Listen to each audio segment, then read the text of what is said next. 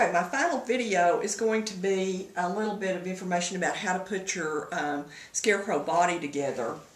And all you really do here is, I'm going to disconnect the shirt. I have it stapled to the wall, and I'm going to disconnect that and just pull it out so you can see what I've done.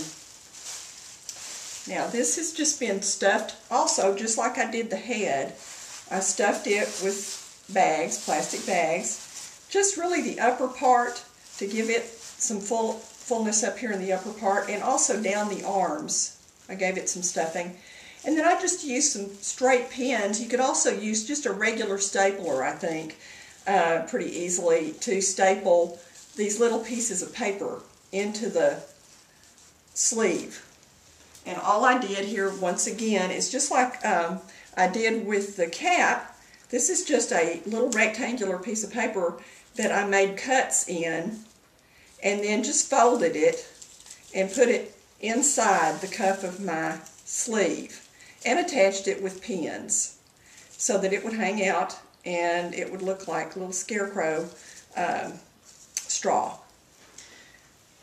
So that part's fairly simple. Once you get it all stuffed, then you just have to come back, place it inside the body here of the coveralls, get it all back in place, and then just staple it where you need it to be. Alright, the last part that I need to show you about is just the body part itself, and this is the first thing that you actually do. You take and staple the little coveralls to your bulletin board. Just staple them right up there. Now once they're all stapled and everything, then you can go back and you can stuff the legs. You can use same thing I did with the hands on the sleeves. I use straight pins to hold these in place. These are some rectangles of paper, once again, that I've just cut some slots in all the way down, and then I folded it, put it inside the cuff of the pants, and then I pinned it. But here again, I think just a regular stapler would work as well. You could staple these two things together, and that would work out well too. You can use straight pins to position the legs, or a stapler probably would work too, depending on the thickness of your material and everything. And then once again, as you can see, I've used plastic bags as my stuffing. Here again, you could use newspapers or anything else that you would like to have for stuffing.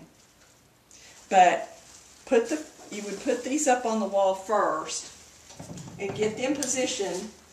If you wanted to make them upright to where he'd be sitting on something, you could do it kind of like this. And you would staple inside the coveralls. You'd staple inside to your bulletin board. Okay, and then once you've got it really secured to your bulletin board, then you would take your bags or paper and begin to stuff inside there to make your body of your Scarecrow. And that should just about be it. I think that covers it pretty well. This is really a cute idea. We used it in the fall, and we used it with some pumpkins and some straw hay piles and things like that on the bulletin board as well. I'll be showing you how to do some pumpkins that are really easy and colorful and cute to make too, that you can put with your Scarecrow on your bulletin boards for fall.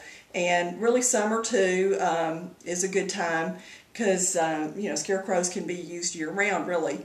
So I hope you've enjoyed it, and thanks a lot for watching.